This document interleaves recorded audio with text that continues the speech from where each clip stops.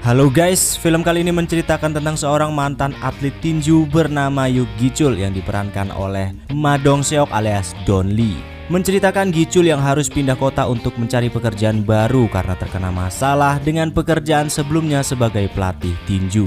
Gi-chul pun harus pindah ke kota yang antah berantah, di mana di kota ini ia mau tidak mau harus berurusan dengan kasus pembunuhan seorang siswi SMA. Gi-chul pun berusaha keras untuk mengungkap dalang di balik kasus pembunuhan yang melibatkan seorang siswi SMA di sana. Lagi-lagi ceritanya sudah dipastikan seru bingit, langsung aja kita ke alur filmnya dan ini dia The Villagers. Film dibuka dengan sedikit pertengkaran Gi-chul dengan seorang wasit tinju di rumah makan Padang, di mana Gi-chul tidak terima karena wasit itu ternyata sudah berbuat curang di pertandingan anak didiknya, karena seharusnya anak didiknya lah yang memenangkan pertandingan itu. Namun karena wasit itu mendapatkan sedikit sogokan dari pihak lawan, sehingga ia pun memutuskan anak didik Gi-chul yang harus kalah. 씨부리고 있어. 야, 협회 안 들어왔으면 어디 가서 사고 치고 깜빵 갈 새끼야. 나와 이 개새끼야. 나와? 야. 왜들 그래? 어?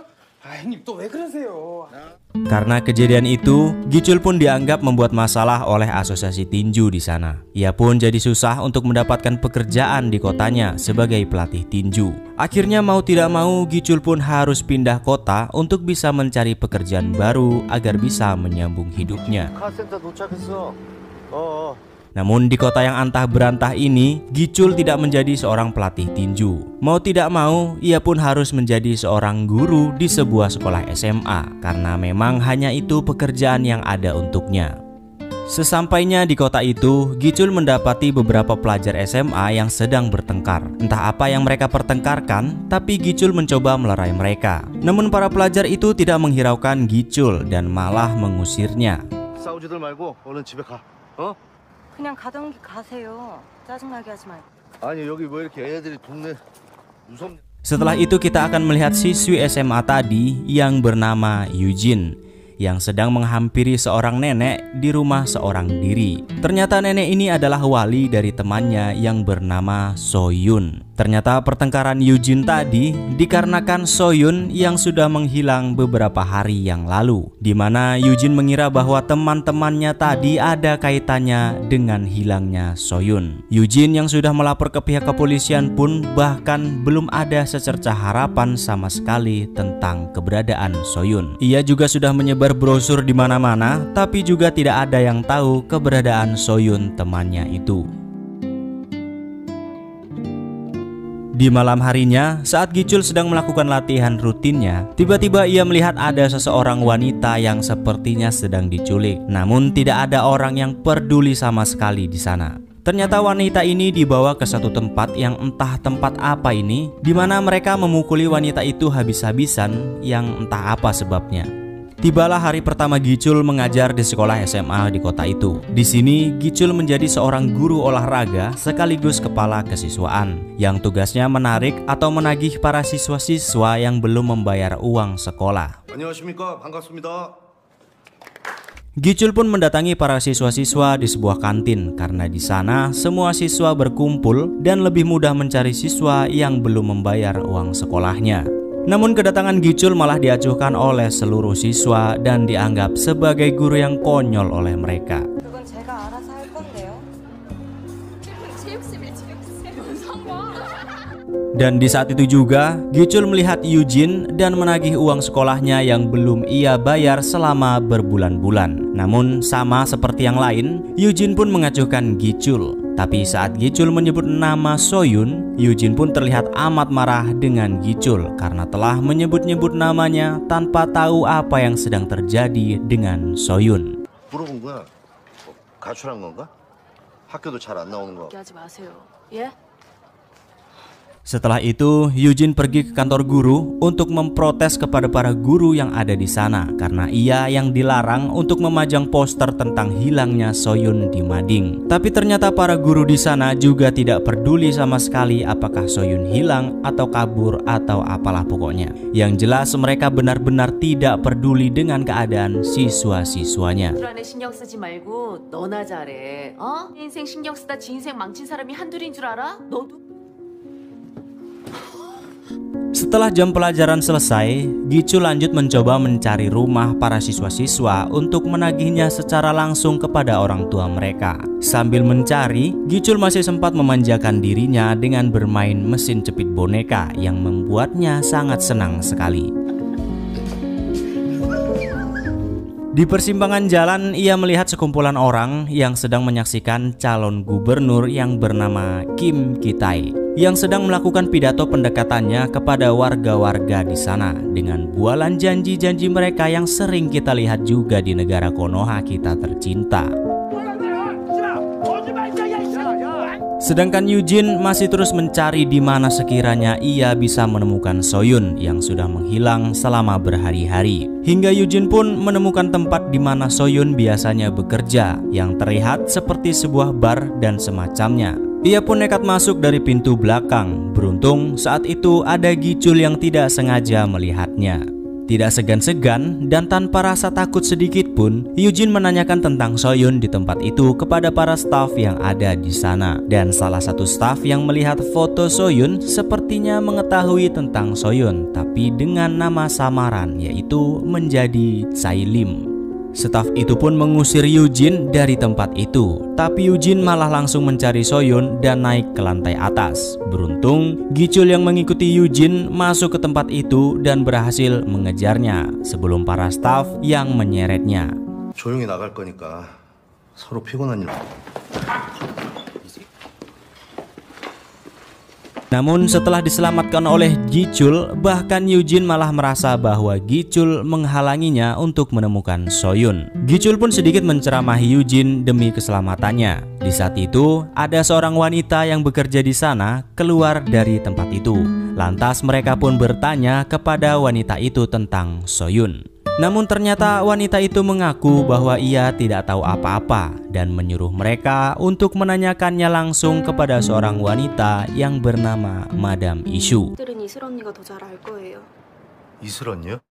Setelah sampai larut malam, Gicul pun mencoba mengantarkan Eugene sampai ke rumahnya dengan selamat. Namun Eugene bahkan masih bersikap angkuh terhadap Gicul yang mencoba membantu dan menyelamatkannya. Eugene bahkan tidak mau diantar pulang dan memintanya untuk diturunkan di tengah jalan. Mau tidak mau, Gicul pun membiarkannya pulang sendirian. Namun saat Eugene sedang berjalan sendirian di bawah jembatan, tiba-tiba ada mobil yang mencurigakan yang seperti sedang mengintainya. Dan benar saja, orang dari mobil itu pun langsung turun dan mengejar Eugene lalu menyekapnya. Gicul yang saat itu hendak pulang menemukan handphone Eugene yang tertinggal di mobilnya. Lantas Gicul pun mencoba mengejar Eugene kembali. Beruntung saat itu Eugene belum sempat dibawa kabur oleh orang misterius itu dan berhasil menyelamatkannya.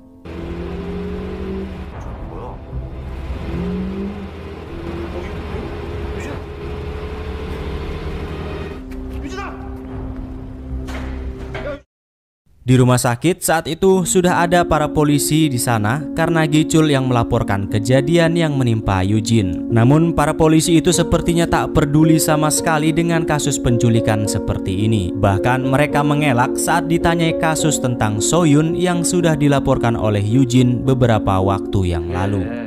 다 절차라는 게. 실종 신고했는데도 아무 연락 없잖아요. 걱정 마시고요. 조사하고 연락드릴게요. Gicul yang curiga pun bertanya kepada temannya yang juga seorang polisi, dan ia mengatakan bahwa semenjak masa pemilu memang semua orang bungkam terhadap kasus penculikan seperti ini. Entah apa sebabnya, ia pun tak bisa mengatakannya. 그러고 외지인이시니까 너무 동네 일에 관여 안 하시는 게 좋아요. 이게 어지간한 사건이야? 전기 충격기로 사람을 덮쳤는데. Hingga akhirnya Gicul pun meminta surat persetujuan dari wali Soyun untuk membuat laporan atas hilangnya Soyun. Namun bahkan teman Gicul yang seorang polisi pun enggan menyetujui laporan dari Gicul itu. Karena Gicul yang sangat peduli dengan hilangnya Soyun, lantas ia pun bertanya kepada wali kelas Soyun. Ternyata bukan hanya polisi, bahkan wali kelas dan guru-guru yang ada di sekolah itu pun seperti bungkam dan tidak peduli dengan apa yang menimpa siswa-siswa mereka. 아니, 선생님. 여선생 잠깐만 일로 와요. 신고 안 한 거예요? 아니 그러니까 그런데 아니 뭐 이렇게 열심히요 여선생. Gichul yang sudah pusing dengan urusan Soyun yang hilang, saat itu juga malah harus menertibkan para murid-murid yang badung karena ketahuan ngudut di sekolah. Gichul pun mencoba memperingati mereka. Namun saat itu juga, tidak sengaja di toilet wanita, Gichul menemukan sebuah kamera kecil yang ditaruh di sana. Ternyata setelah diselidiki, kamera itu milik salah satu guru yang ada di sana yang bernama Kim. Gichul pun lanjut memeriksa isi laptop dari guru cabul Kim untuk memastikan apa saja yang sudah ia lakukan di sekolah dengan memasang CCTV. Namun alangkah terkejutnya Gichul saat melihat isi pesan dari laptop guru Kim yang ternyata sebelum Soyun menghilang, Kim sempat bertukar pesan dengannya dan Kimlah yang menjemput Soyun di suatu tempat. Gichul saat itu langsung memberitahukan kepada Eugene tentang guru Kim yang cabul dan juga dicurigai bahwa ialah yang telah menculik Soyun. Namun sayang, Eugene yang sudah ada bersama Kim tidak bisa berbuat apa-apa, hanya bisa memberitahukan tujuan mereka kepada Gichul.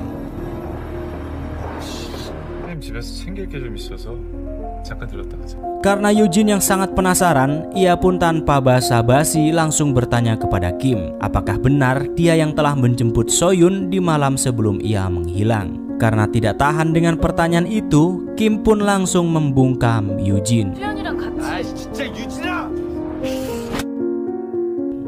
Eugene yang saat itu sudah disekap oleh guru cabul itu pun tidak bisa berbuat apa-apa. Tapi beruntung, Gichul berhasil menyusul mereka dengan tepat waktu. Dan dengan sekuat tenaga, Gichul menghancurkan pintu dengan tinjunya dan berhasil menyelamatkan Eugene. 야! 일로 와봐. Gichul lantas meminta penjelasan kenapa ia sampai melakukan ini semua dan kenapa dia menculik Soyun. Tapi Kim mengatakan bahwa dia tidak pernah menculik Soyun. Dia mengatakan benar dia yang telah menjemputnya di malam hari. Namun di tengah jalan, ia meninggalkan Soyun seorang diri karena ia sendiri yang memintanya. Namun karena Kim merasa khawatir, ia pun kembali di mana Soyun telah ia tinggalkan. Tapi sayangnya di sana Soyun sudah tidak ada. Dia hanya bisa menemukan handphonenya yang sudah tergeletak di suatu ruangan di tempat itu. 저도 그날 이후로 수연이 본 적 없다고요. 핸드폰을 주워갔다. 그걸 나보고 믿으라고? 정말. Dan tiba-tiba polisi pun sudah ada di rumah Kim untuk menjemputnya karena Eugene yang telah melaporkan penculikan terhadap dirinya. Gichul yang mendesak polisi yang menangkap Kim untuk menyelidiki kasus ini dan dugaan terkait atas penculikan Soyun pun tak ditanggapi dengan serius oleh polisi di sana. Hingga membuat Gichul sangat kesal dengan kelakuan para polisi di kota itu. 얘네들 진짜 왜 이러냐? 아 자꾸 이런 식으로 하면 안 되는 거야. 아 상고철 방침이 그런 거 어떻게 해요? 지도 어쩔 수 알아보고 연락드려요. Ternyata benar, memang para polisi di sana ada kaitannya dengan hilangnya Soyun. Karena polisi itu yang langsung memberitahukan bukti baru kepada pemilik bar Jasun alias bosnya Soyun, yang membuat mereka sangat khawatir. Bahkan saat itu sang calon gubernur yang mendengar berita itu pun ikutan panik dan menampar pemilik bar Jasun. Entah apa kaitan mereka dengan hilangnya Soyun. 야, 골치 아픈 일이 생겼다. Di tempat lain, Gichul mencoba memperingati Eugene untuk tidak terus-menerus mencari Soyun seorang diri karena itu sangat membahayakan dirinya. Tapi karena Eugene sangat sayang dengan Soyun sahabatnya, ia pun tidak memperdulikan bahaya apa yang akan menimpanya dan akan terus mencari Soyun sampai ketemu. Sementara Gichul saat itu dihampiri oleh calon gubernur secara langsung untuk memintanya berhenti menjadi guru di kotanya. Bisa dibilang Kim Tae mengusirnya secara halus dari kota itu. Karena sang calon gubernur itu tampaknya sangat terganggu dengan Gichul yang berusaha mati-matian mencari Soyun. 서로 문제가 되는 건 역선기금은 당연히 돌려드리고요. 그러니까 Namun saat Gichul yang sedang bimbang tentang apa yang telah ia lakukan di kota itu, tiba-tiba ia mendengar kabar yang sangat mengejutkan, yaitu Soyun yang sudah ditemukan. Namun Soyun sudah ditemukan dengan keadaan yang sudah tidak bernyawa. Eugene yang mendengar kabar itu pun tak sanggup lagi menahan air matanya karena sahabat sejatinya benar-benar sudah tiada dengan keadaan yang sangat mengenaskan.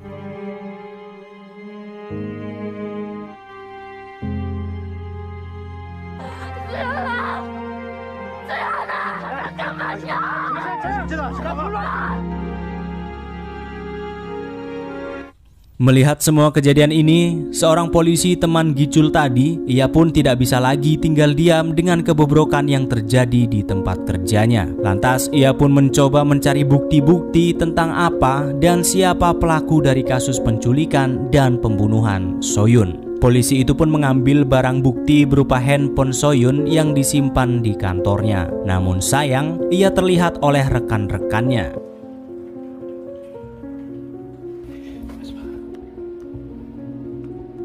Kemudian ia pun mencari tahu siapa yang Soyun hubungi terakhir kali saat sebelum ia menghilang. Ia pun memberitahukan kepada Gicul bahwa pesan terakhir Soyun adalah bersama Madam Isu dan telepon terakhir dengan pemilik bar Jasun. Tapi tiba-tiba saat sedang menghubungi Gicul, ia pun harus disambit sebatang balok oleh teman sekantornya yang melihatnya dari CCTV tadi. Tidak pakai lama, Gicul langsung menyambangi bar Jasun untuk mencari Madam Isu. Setelah menemukan Madam Isu, Gicul meminta ia untuk jujur siapa yang telah terlibat dengan kematian Soyun dan apa sebenarnya yang sedang terjadi. Madam Isu pun memberitahukan sebagian ceritanya. Ternyata Soyun selama ini bekerja di bar Jasun sebagai penghibur. Dan saat itu ada calon gubernur Kim Tae yang sedang berada di sana dengan komisaris. Namun alangkah terkejutnya Kim Tae bahwa Soyun yang bekerja di sana dan akan melayani sang komisaris malam itu juga adalah murid di sekolah miliknya.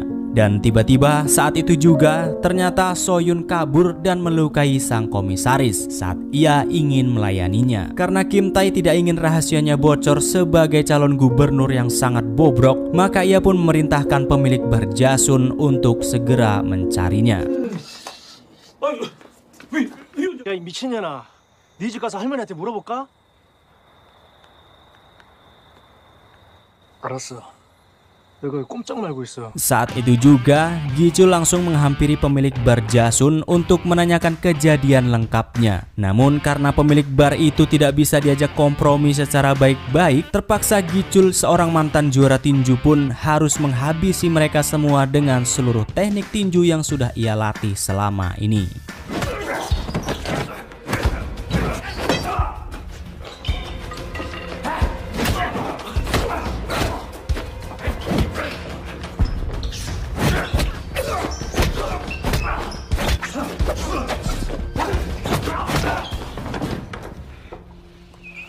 Setelah pemilik bar itu tidak berdaya, ia pun memberitahukan bahwa sebenarnya bukan merekalah yang menculik dan membunuh Soyun. Diceritakan karena mereka saat menjemput Soyun saat ditinggalkan oleh guru cabul Kim di suatu tempat tadi, ternyata Soyun sudah tidak berada di sana. Dan mereka malah menemukan Soyun yang sudah disekap oleh guru Kim sendiri hingga ia tewas di suatu ruangan. Ternyata cerita Kim guru cabul waktu lalu adalah sebuah kebohongan saja. Setelah dari bar Jasun, polisi sahabat Gicul yang sudah sadar pun menelponnya dan memberitahukan bahwa Kim guru cabul itu tiba-tiba dibebaskan dari penjara. Dan ternyata Kim sendiri sudah berhasil menculik Eugene dan membawanya ke suatu tempat untuk memuaskan nafsu setannya. 난 아빠 같은 사람들하고 정말 다른 사람이야. 내가 나에 대해서 오해하고 있는데. Gicul yang mendengar itu langsung mencari Eugene ke rumah Kim, namun sayang dia tidak bisa menemukan mereka di sana. Dan saat Kim hendak melakukan tindakan bejatnya, tiba-tiba Kim Tae, calon gubernur tadi, menghampiri Kim di sana. Kim pun menyembunyikan Eugene di dalam lemari. Dan kenapa calon gubernur itu ada di sana? Ternyata calon gubernur Kim Tae adalah ayah dari guru cabul Kim. Dan semuanya jadi jelas kenapa calon gubernur Kim Tae sangat ingin menutup rapat-rapat kasus tentang Soyun. Semua karena masa pemilu ini, di mana ia tidak ingin kasus ini akan menghalanginya untuk dia bisa terpilih menjadi gubernur di kota itu.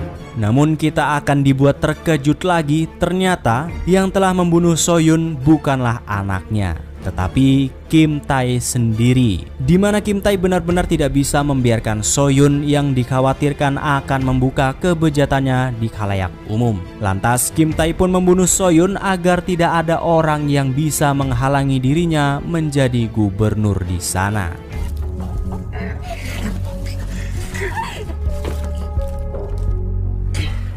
Kim Tae yang sudah puas menghajar anaknya pun lantas pergi dari tempat itu. Sedangkan Kim, guru cabul itu pun melanjutkan niatan aksi bejatnya kepada Eugene. Eugene yang sudah tidak bisa kemana-mana lagi pun sudah pasrah dengan apa yang akan dialaminya. Namun Gi-chul ternyata tepat waktu bisa menemukan lokasi Eugene di sana. Tanpa basa-basi, Gi-chul pun langsung melayangkan bogeman mentahnya kepada Kim si guru cabul tadi hingga ia kelenger.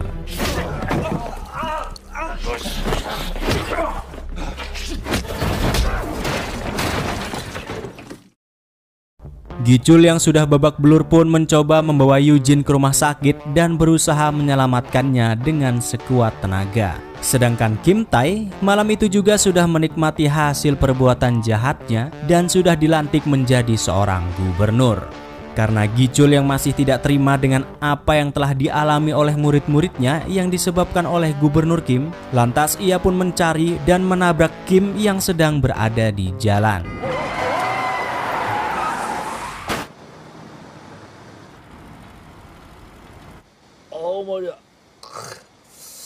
Gi-chul yang memandangi Kim saat itu yang seolah-olah merasa tak berdosa dan bangga akan dirinya yang sudah menjadi gubernur karena perbuatan kejinya itu, dengan tatapan yang sangat tajam, lantas Gi-chul pun langsung memberi pelajaran kepada Gubernur Kim.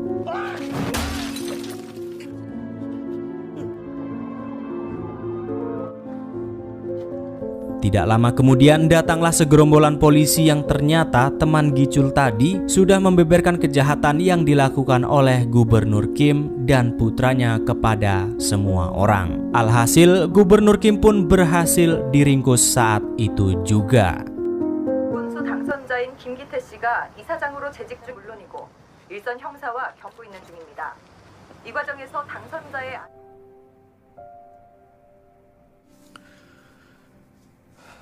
Dan film pun tamat.